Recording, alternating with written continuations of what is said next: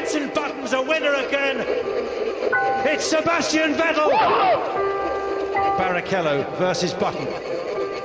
We are world champions!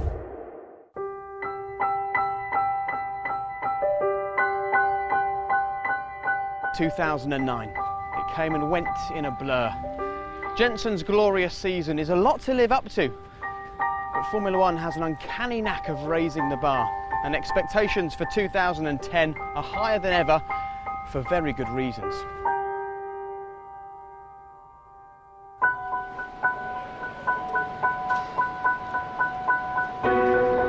I'm so excited because this could be an amazing season, and if it's not, we're doing something seriously wrong. 3 new teams joined Formula One. Lotus, Virgin, and of course the Hispania team. This year there's no refuelling.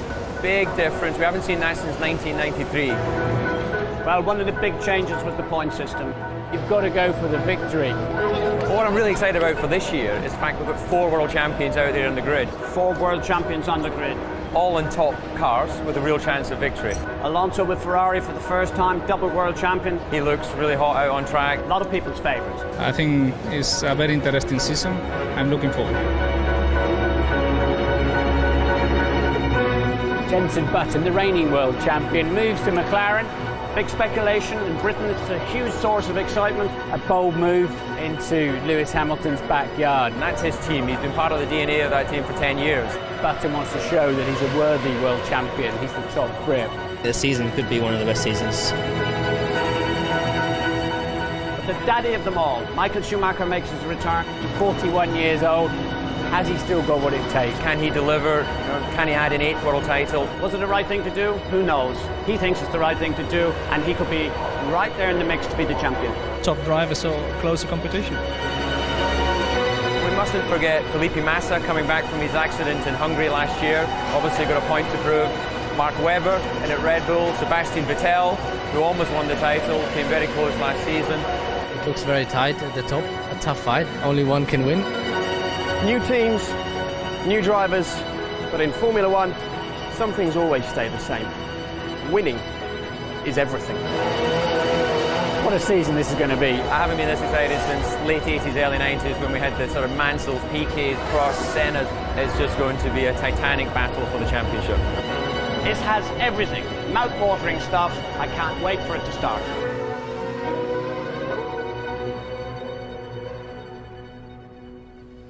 Red Bull Racing were just as eager for 2010 to get underway. The pit stops had to be perfect, just like the end of the previous season. In the final 3 races of 2009, they were the team to beat with 3 successive victories, although of course it was too little, too late for the title. Sebastian Vettel remained behind the wheel, as did his Australian teammate Mark Webber.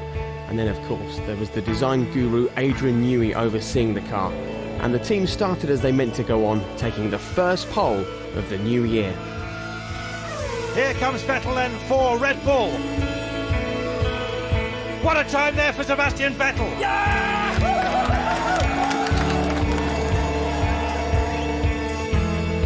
These very nervy moments, they always are at the start of a Formula One season.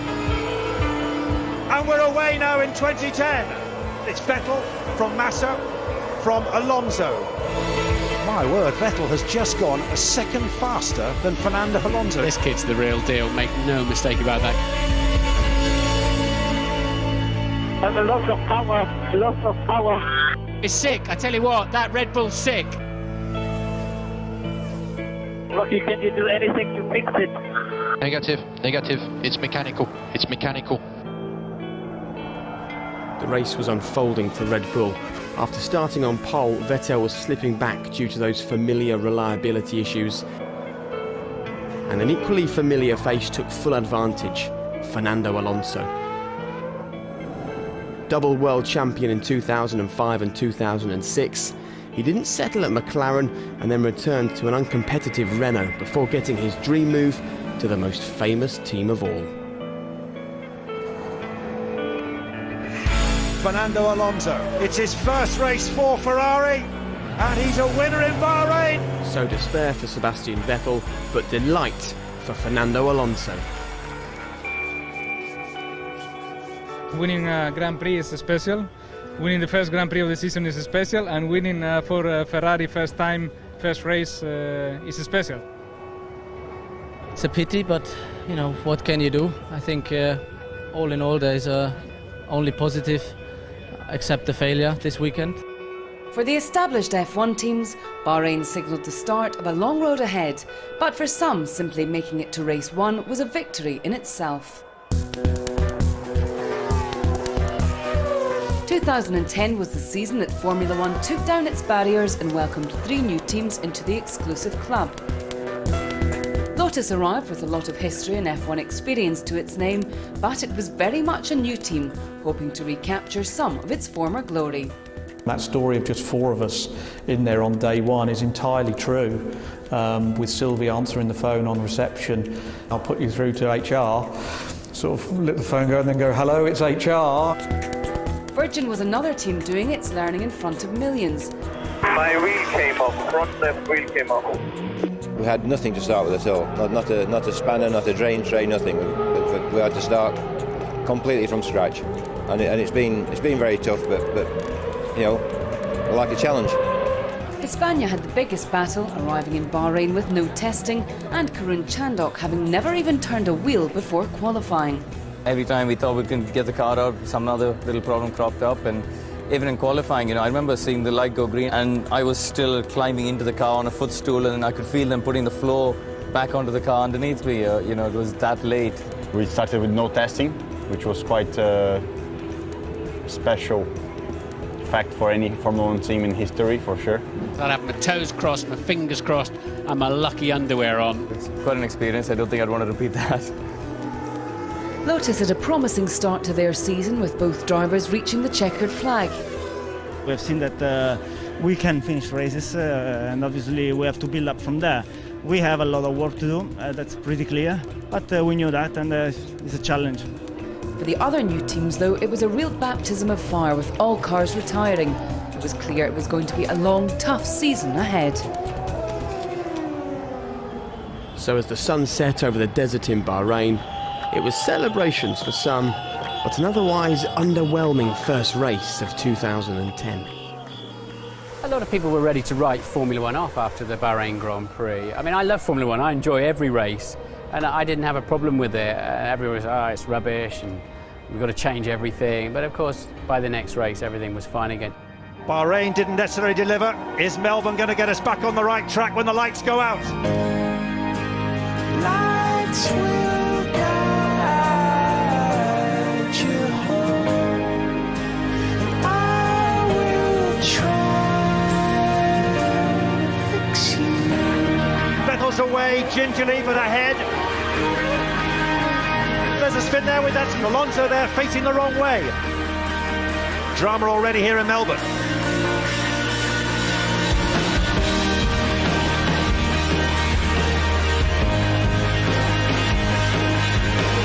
Hamilton coming at the inside of Button. I didn't feel that I was quite ready for the first race in terms of understanding the car, but the second race in Australia I felt pretty good with my surroundings. Slicks for Button, he's the first man to get brave. When I put slick tyres on and drove out the pits, I was thinking, it's a little bit wetter than I remember. Braked for turn 3 and everything just locked up and went straight on. And that's a real problem seemingly for Jensen, but has he gone too soon? Well, I did that on purpose. I stayed off the circuit on purpose so that nobody else put slick tyres on. Button's just set the fastest lap. It's almost 5 seconds faster than anyone else. Webber now boldly coming through. Hamilton's come past as well. Oh, Webber's got off. Sebastian Vettel is out. Jensen Button is now leading. There's been a collision. It's Hamilton and Webber. So boring, this Formula 1. That's what I hate about it most.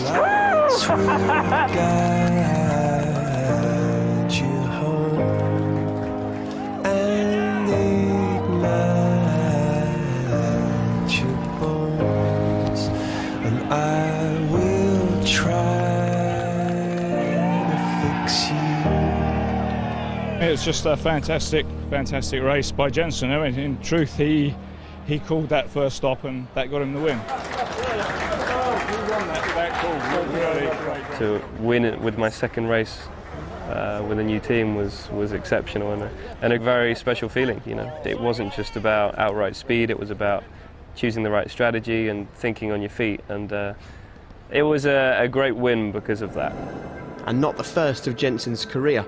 He started in Formula One at the turn of the century, and after driving for Williams, Benetton, Renault and BAR, he finally won his first race back in 2006 at the Hungaroring, and 3 years later, of course, was crowned Formula One World Champion. Race 3 of the season took us to Malaysia, where the big names were humbled in a soaking wet qualifying session, a difficult time for McLaren and for Ferrari as well. However, Red Bull got it just right all weekend, and after 2 hard races, it finally came together for a team proving they were super quick. The checkered flag falls, Sebastian Vettel wins, it's a 1-2 for Red Bull. It's ominous to think he could have won all 3 races so far, isn't it? So Sebastian enjoyed that winning feeling again at just 23 years of age. The young Red Bull driver, who started with the team when he was just 12 years old, had his most famous moment in 2008, winning in the unfancied Toro Rosso. He had a famous crash into the back of his now teammate Mark Webber, and he was hoping 2010 would be remembered for him becoming the youngest ever world champion. A belief that was enhanced when Red Bull dominated race 4's qualifying session in China, but McLaren were ready to push them hard. In fact, Fernando Alonso pushed too hard. Jump start for Alonso, there's no doubt about it. Alonso jumped the start. So for that misdemeanour, Fernando Alonso incurred a penalty, but no such headaches for McLaren as the rain started to fall. They dominated to a really special 1-2 finish in Shanghai. It's a McLaren 1-2. Jenson Button has won 2 of the 4 races this season, and Lewis Hamilton has had 2 podium finishes. So much to McLaren's delight, Jenson took his second win. However, alongside him pushing hard was a man hunting title number 2. Lewis Hamilton approached McLaren as a 10-year-old, declaring a desire to drive for them, and in 2007 got his wish. In 2008 he was crowned Formula One World Champion. In 2010, could the man in form deliver a second world title? Lewis was tremendous in the early part of the season. Over 30 competitive overtakes. He's so confident behind the wheel. He's so exciting to watch. He's been in contention for 3 of his 4 Formula One seasons. Brilliant, but only sitting 4th after 4 races. Jenson led the way with Fernando Alonso 3rd and the Red Bulls 5th and 8th. In the cold and grey German winter, part of Formula One's history was coming out of hibernation. One of the most successful teams in the history of the sport would return to the track, and that reawakening was enough to stir one of the most famous sportsmen in the world.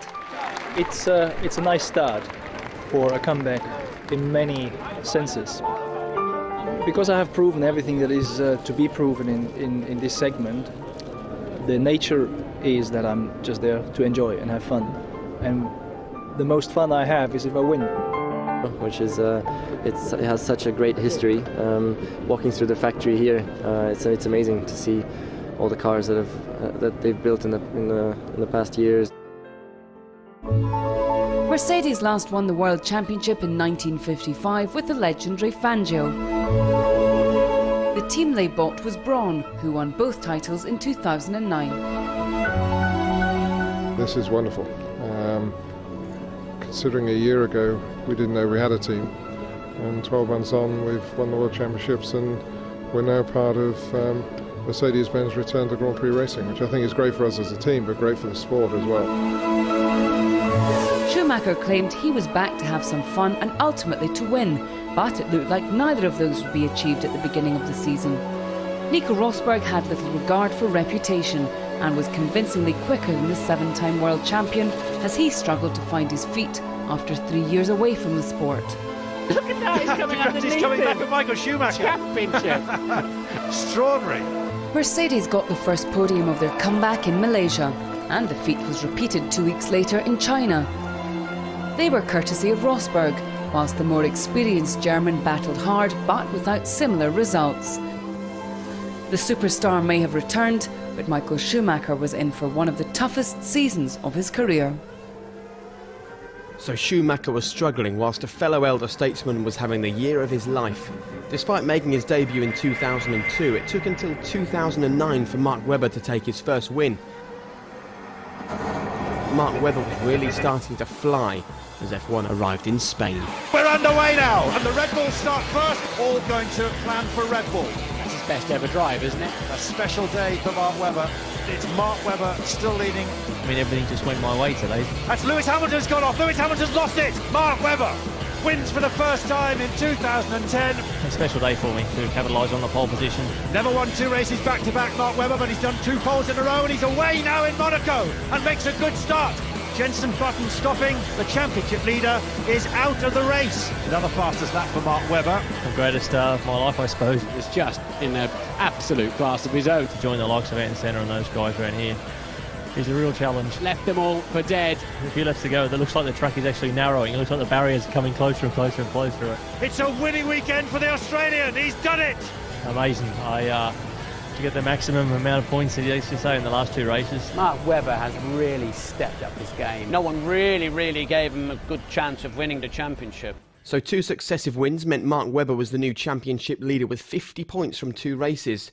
It also meant his team led the way as Red Bull knocked McLaren off the top in the constructors' battle. So 2 wins, a big haul of points, and it was all promised to his 2 dogs back at home, as Eddie Jordan found out. I knew that we just needed to execute some clean Sundays. The team's had some incredible potential, as we know, but to get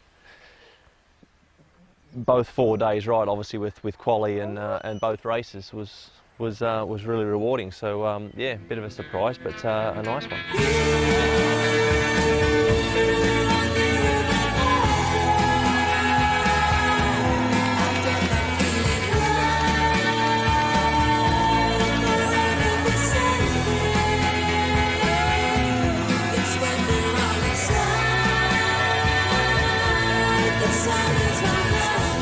A lot of people will recall the race at Monaco, not just because of your win and the 1-2, but the excitement and the fun slinging everybody into the pool.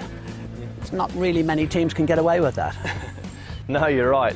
You know, the pool's been there for years, obviously, the Red Bull Energy Station at Monaco. And, you know, they got us all up there in the end, and everyone was just having a great time and unwinding and celebrating. So, you know, what was really hilarious was obviously after we got out of there, you know, in our race suits, and we got forced over into the corner of the motorhome, and obviously we're quite a long way up. And basically Seb and I were going, well, how are we going to get off this thing? Seb basically said, well, there's only one way we're going to go. We're going to have to just go straight off the edge into the ocean. Oh, incredible day. Absolutely incredible day. And look, you know, Red Bull haven't been around for long. People forget, you know, 3 or 4 years ago they were saying we were the laughing stock, you know, so it's a great sports story. It's not easy to slip unnoticed into the piercing world of Formula One, especially when your product is all about delivering a kick, and your company image is the beast that wreaks havoc in China shops. But for almost a decade and a half, Red Bull lay like sleepers in Grand Prix racing. Deep-rooted, but dormant. Powerful, but patient. There were the Sauber years, with no prizes to show. The sleepers slept. In 2004, a for sale sign went up over Jaguar Racing, and the bull stirred and pawed the ground. The network spread. Not just one team now, but 2. The designs were now grand.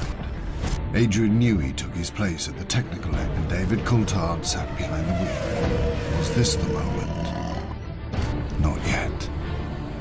In 2008, Coulthard retired, and in 2009, the team of Sebastian Vettel and Mark Webber slid into the RB5, and the beast lowered its head and locked its horns. It's Red Bull on a charge! Beef against bull. Jenson Button's run is over! Second place in the Drivers' Championship, second in the Constructors. And now in 2010, the sleepers sleep no more. However, in Turkey, the sleepers had a rude awakening. Red Bull is a relatively new team. I think they've made mistakes. They're the fastest car on the track, and they didn't manage their two drivers who are very different in character, neither of whom will yield at any time. Up until lap 40, we'd done everything right. We're underway at Istanbul Park.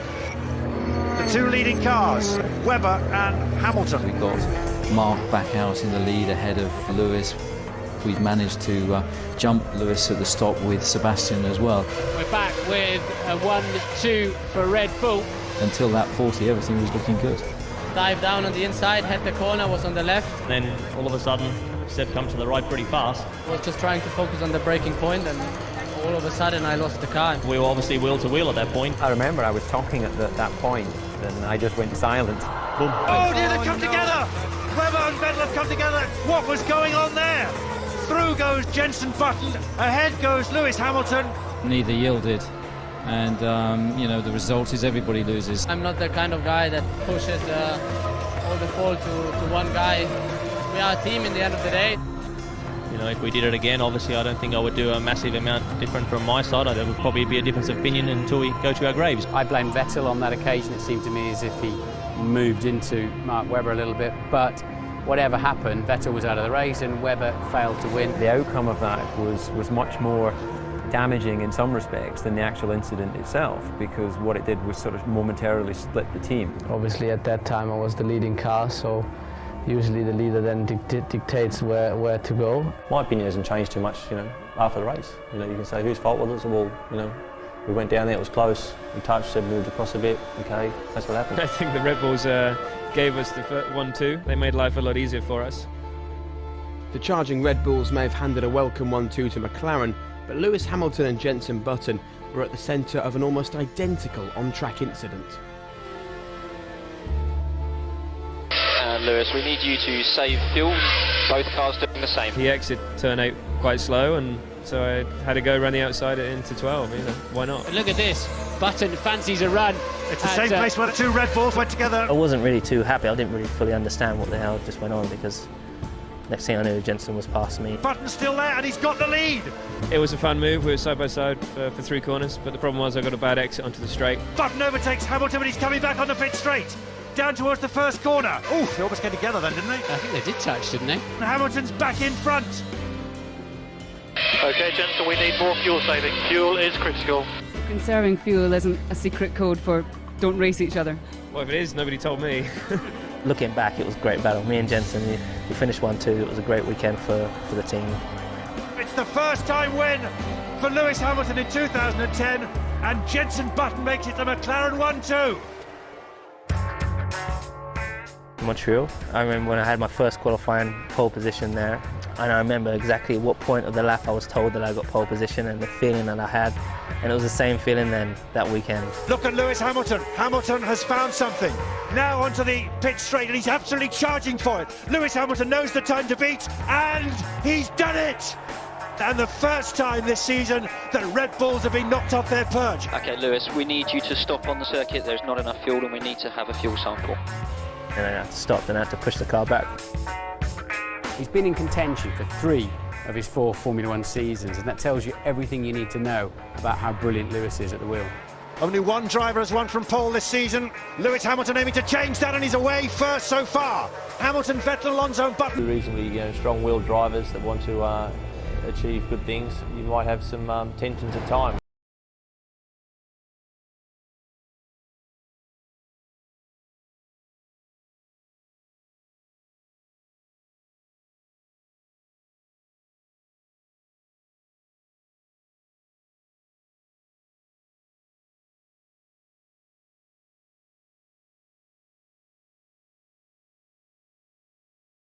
You really do feel. Stop there for number 2 driver. Cheers. Do you think your manager's smile now? Number 2 driver. Number 2 driver. For the first time since Bahrain, Ferrari had a car equal to the Red Bull. Felipe Massa was leading, Fernando Alonso was second, Sebastian Vettel third. But Massa was lapping slower than a frustrated Alonso, and Vettel was closing in on him at nearly a second per lap. The quandary facing the Ferrari pit wall was this: allow Vettel to catch up and become a threat, or place Alonso ahead of Massa to be sure of the win. There was a decision to be made and a driver to inform. Okay, so Fernando is faster than you. Can you confirm you understood that message? Massa moved over 2 laps later. I'm used to team orders in Formula One. It's obvious to me that a team who's spending £400 million a year running 2 Formula One cars, employing 2 drivers, will use them to the best effect of the team. Ferrari did it too early and in a crass way, and it upset the fans. But team orders are illegal in F1 and have been ever since the same team, Ferrari, made Rubens Barrichello move over for Michael Schumacher in Austria in 2002. To be seen as being within the rules, Ferrari now had to try and convince everyone that Massa had acted voluntarily. We didn't have team orders in the race. Thank you very much. Team order is not a problem. There are no team orders. Felipe was a bit slower, and Vettel was catching up with the tires. Show us the evidence. There were clear team orders. So Fernando was faster than you? Yeah, I think everybody saw, no? That was probably the clearest team order I've ever seen. It was good to finish this race in this condition, honestly. But a driver's decision isn't normally followed by an apology. Good lad. Just stick with him now. Sorry. I think it was too raw. I think to see something like that orchestrated in the most public way was distasteful, left a bad feeling amongst a lot of, not just the teams, the media and the general public. The sports governing body, the FIA, found Ferrari guilty of breaking the ban on team orders, but limited their penalty to a fine. In their defence, Ferrari explained that they had to manage the order because they couldn't trust their drivers to race without colliding. Fernando had set his stall out as Ferrari's #1 earlier on in the season with this ruthless overtake of Felipe Massa in the pit lane in China. Alonso was Ferrari's focus for the championship. We always said everywhere that for Ferrari the team is the most important thing, and the drivers that are working in the team knows very well. Great result. And very, very, very magnanimous. You won't have any idea what that word means, so I'll explain it to you later. But the bottom line is Ferrari has to win. And in Germany, Ferrari had to win in that way. Time would tell whether the extra 7 points for the win would be enough to hand Alonso the championship. But what did happen in Germany crushed Felipe Massa's spirit. He wouldn't be as fast again all season. Fernando is faster than you. Can you confirm you understood that message? It was a message he understood only too well. It must be a wonderful feeling every morning when your eyelids open as a Red Bull driver, knowing just what a great racing car you have. The Red Bull is just so fast. The Red Bull is impossible to beat. That's just insane how fast they're going. The Red Bull was unbeatable. Today Red Bull were very, very quick. Those guys, I don't know what the hell they're doing, but it's incredible.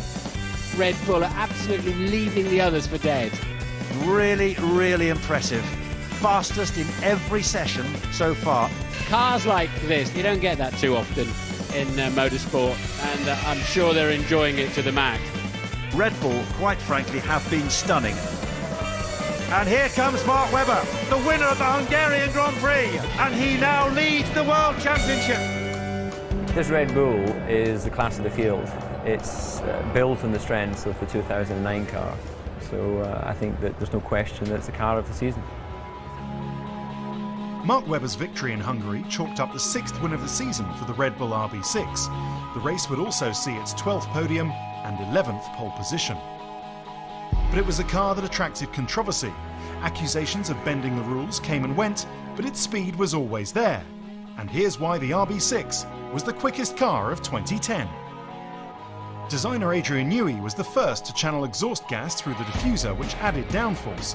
Other teams copied the idea throughout the season, but they were always one step behind. Newey also got the rest of the car's aerodynamics just right. Side pods, floor and rear wing, as well as good weight distribution, a low centre of gravity, and a drivable and fuel-efficient Renault engine. But arguably the most significant and most controversial part of the RB6 was the front wing. When the regulations have required the lower edge of an end plate to be 85mm above the ground and they're touching the ground, then perhaps it's a little bit too far. But the Red Bull front wing passed every test the FIA could devise. It was a better concept and it was developed more effectively throughout the year. The RB6 was truly car of the season.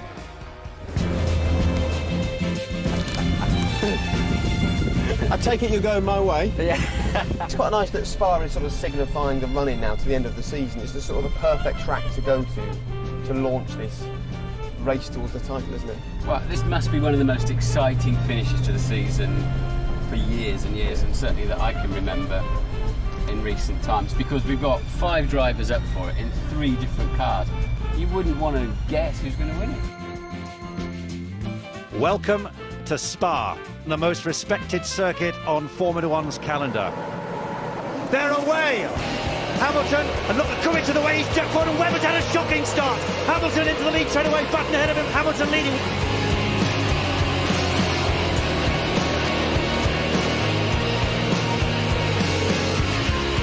This could be a chance for Jenson Button, and it is. Button is past, Vettel goes off onto the grass. It's now McLaren 1-2, extraordinary.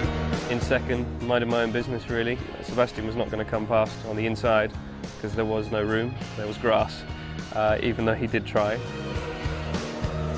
Oh, there's a run there. Vettel has lost it there on Jenson Button, and that's gone. And 2 championship contenders are really in the wars. I didn't understand what had happened at all. I don't know how he could have come into the side of the car, you know. It was a strange angle. Jenson Button is out of the Belgian Grand Prix. A massive blow. Yeah, it hurts quite a bit really. To go out of a race when you're in second and lose 18 points could have been even better. It's frustrating when it's not for a manoeuvre, but it's the way it is, and it cost me a lot of points this season, which could have made quite a big difference. But you get over it, you got to move on, and it's exactly what I did.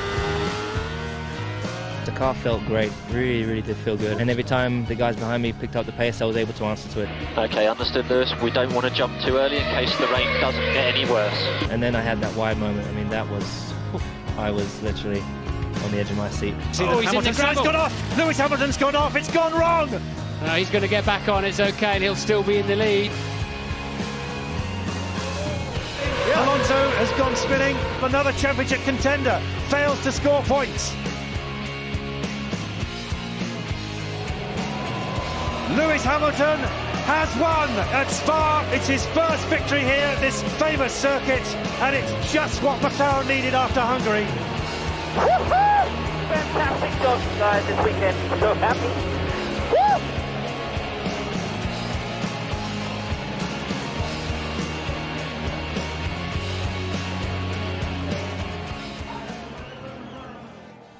Well, after Lewis set the pace in Spa, David, Eddie and I arrived in Italy for the next race at a rather gentler speed for a Grand Prix that is anything but slow. Monza, baby! And Alonso got nothing in Belgium 2 weeks ago. They need to get it right here at Monza. With the lights out, and away goes Alonso and Button together. Moves across there, but Button seems to have got the jump on the inside line, then he's in the lead.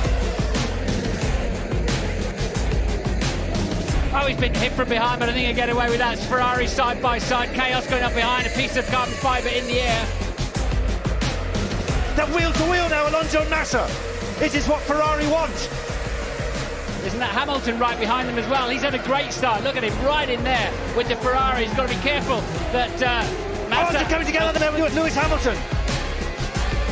Broken steering arm. Button is in the pits, which means that Ferrari are leading. Alonso is now coming through, and Jenson Button is wheel to wheel with him, and it looks like Alonso's got through. When will Vettel come in then? Will it be the last lap? Good stop. Where's his teammate? He's done it. He's done it. He started 6th, and he's looked set for 4th place. It's Forza Ferrari, Forza Fernando. He wins the Italian Grand Prix at Monza, and the championship challenge is back on.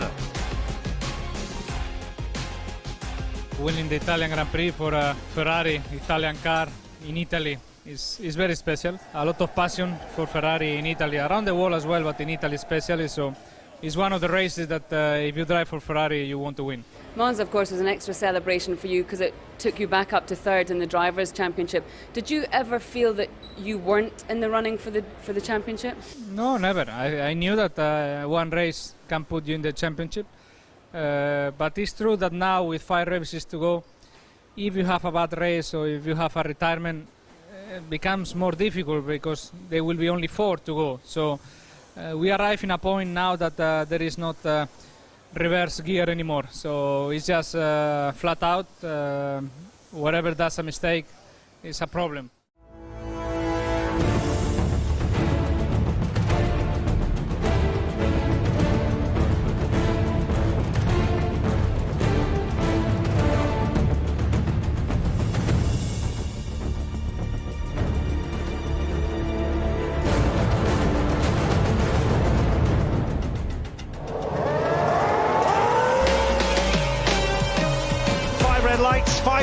contenders with 5 races to go, and Alonso surges clear. Vettel alongside. Alonso leads. Back comes Hamilton though, into the first corner. Hamilton third, Button fourth, Webber fifth. He does, but has he got enough speed coming off the corner? He'll have to stay left. That's an important move for Mark Webber. Oh, here comes Webber and Schumacher. They're wheel to wheel.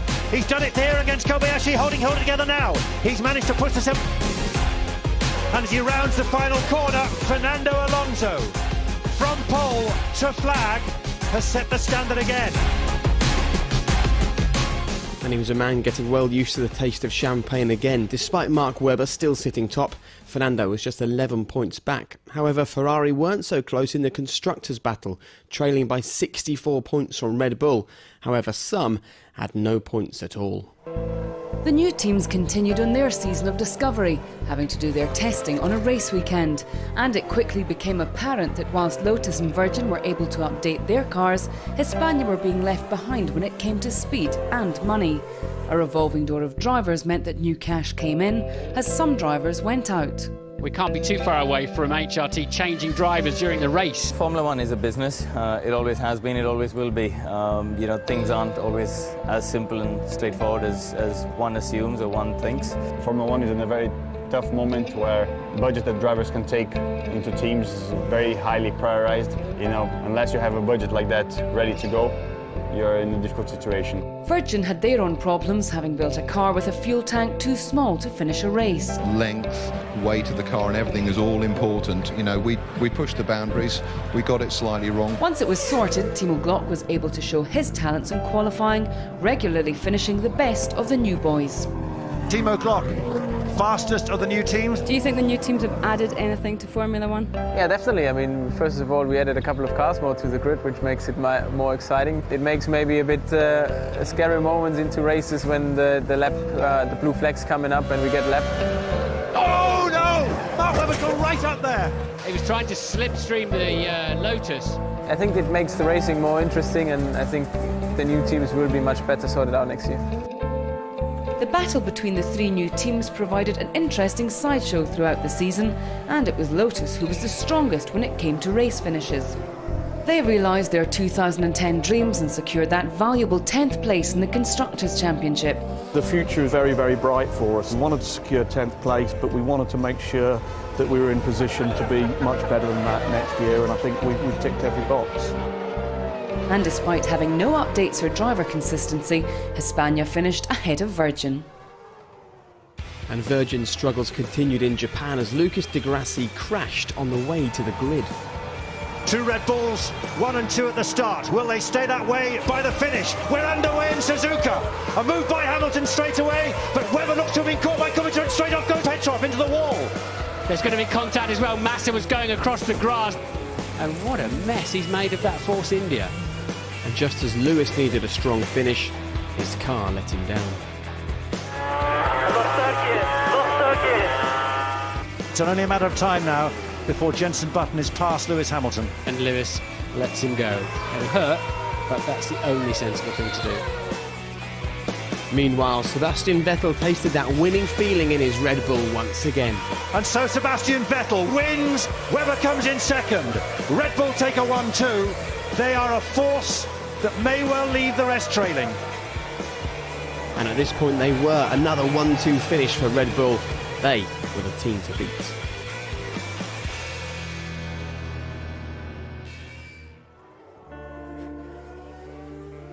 As the season continued, so did Michael Schumacher's troubles. He's trying to on the Italian. Schumacher's almost put him in the wall. Schumacher almost put him in the wall there. 2 fourth places in Turkey and Korea were his highlights, but what kept people talking were the low points. So not really a masterclass by Michael Schumacher. Much tougher than I expected it to be.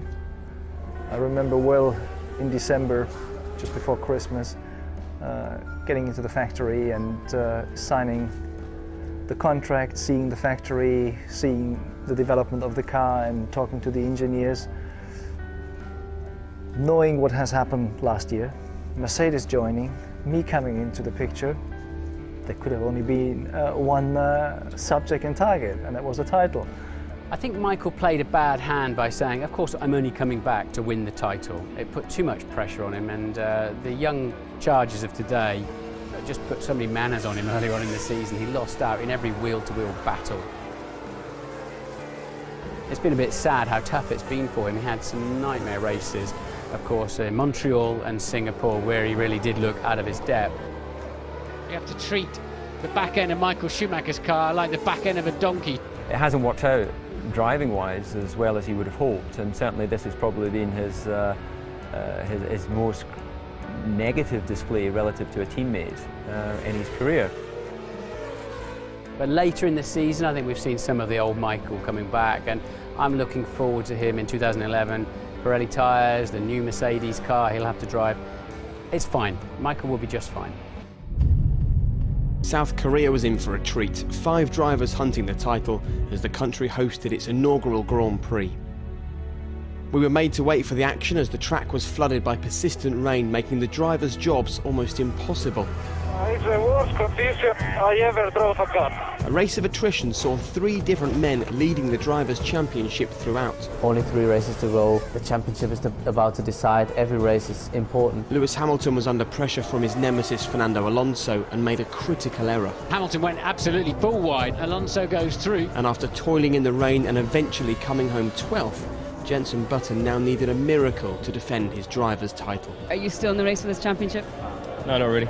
Mark Webber needed a strong finish, but he ended up in the mud with no points on the board. Webber's spinning round. Webber could come and crash. The championship leader is out of the race. The closer you get to the end, you want to get the maximum you can from it, and Korea was a big missed opportunity. Vettel's just seen his teammate in the wall, and I think there'll be a smile on his face. Sebastian Vettel was hunting another win, then suffered a familiar fate. Something's wrong. That's Vettel in problem. And here comes Alonso. This is crucial. Vettel's got a problem and Alonso's through. You lead the race and you have to retire because the car breaks down. It's a difficult moment. Fernando Alonso comes round the final corner. He was saying in the summer, I'm going to win the World Championship, and few would have believed him. And he now leads the championship with 2 races to go. It's getting better and better for Fernando Alonso. Alonso is quite remarkable, declaring at Silverstone that he would win this championship. He's just consistently been on the podium since July. That's made the difference for him. So after Red Bull heartache, Fernando Alonso now led. He was trailing by 47 points after the British Grand Prix, but even then maintained he'd still be world champion. Nico Hülkenberg was the toast of the paddock after a stunning performance in a wet qualifying session gave him his very first pole position in Formula 1. Look at the time! Look at that! It's almost a second quicker!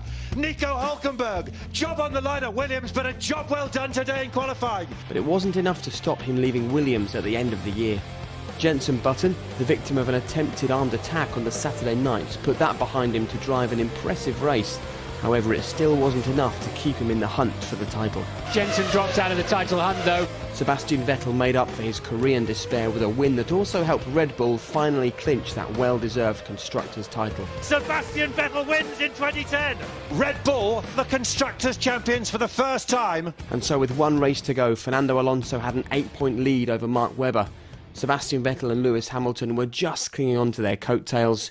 Jenson Button was now out of the race.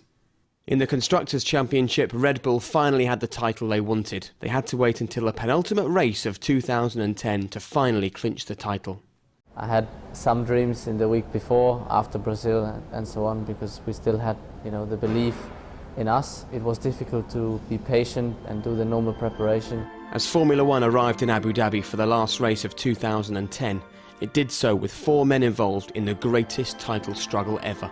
4 drivers still in with a chance of winning is very unusual.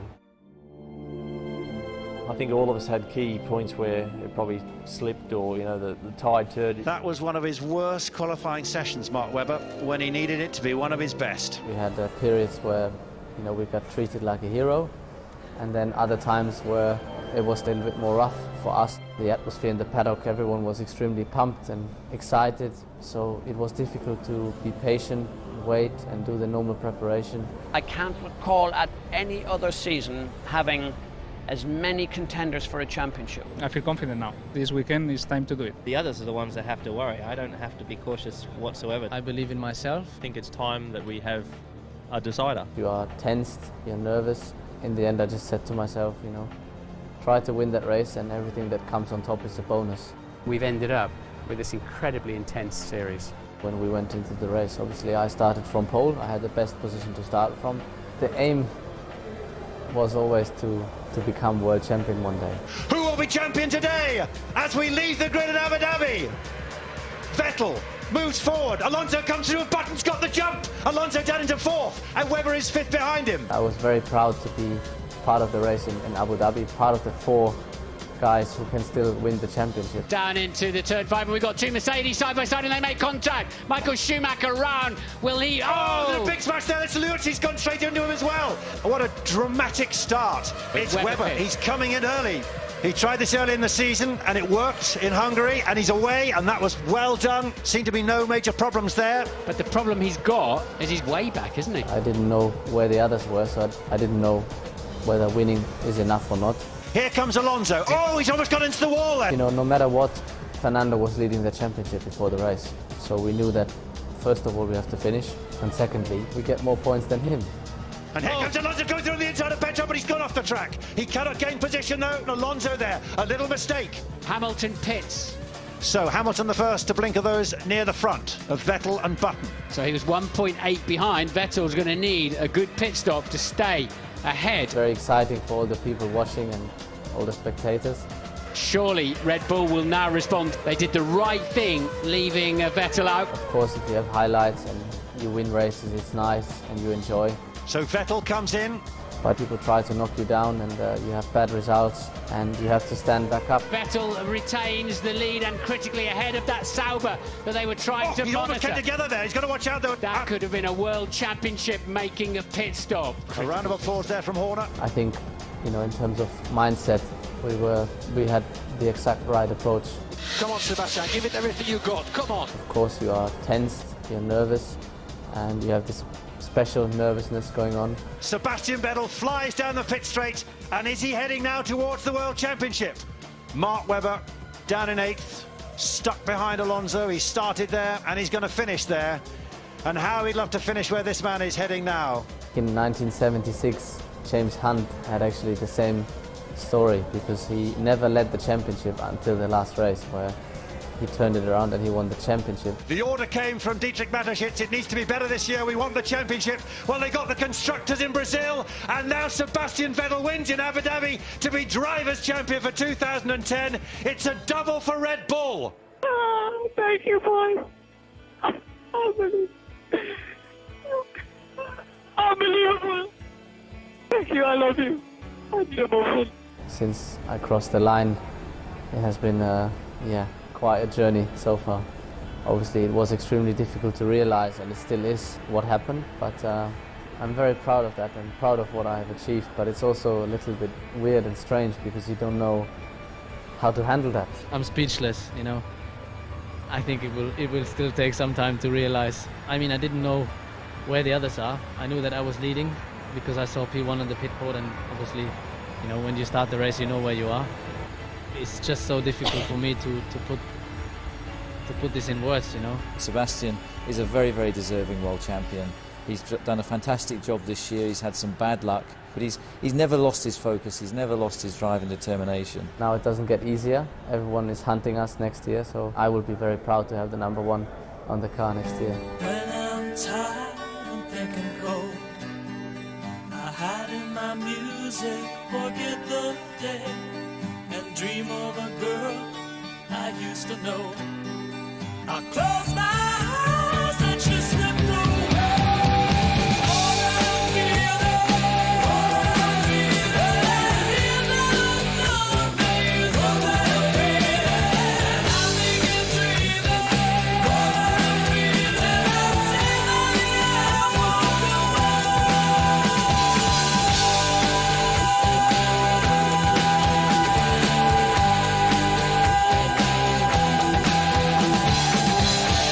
Sebastian Vettel, you are the world champion! Oh, thank you, boys. Unbelievable. Thank you, I love you. And this is how 2010 finished. Sebastian Vettel, the sport's youngest ever world champion, winning by just 4 points from Fernando Alonso. Mark Webber finished third, with Lewis Hamilton just 2 points further back. And Red Bull were the Constructors' champions. McLaren held on to second, and Williams just pipped Force India to 6th place by 1 point. One of the greatest Formula One years of all time. The best season in Formula One for many a year. It has been so exciting, full of incident.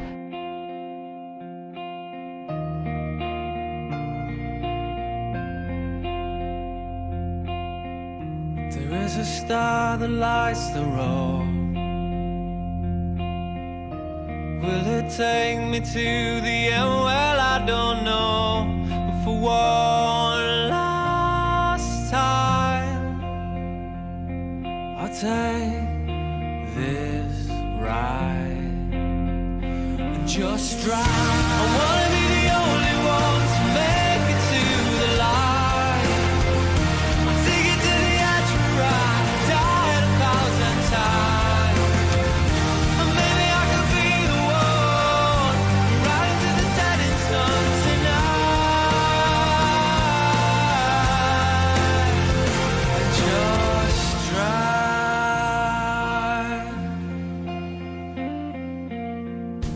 Breathing out or breathing in. Broken down, but I will live to fight again. For one last time, I'll take this ride and just drive. I wanna be the only one to make it to the light. I'll take it to the edge and ride, die 1,000 times. And maybe I could be the one riding to the setting sun tonight. Just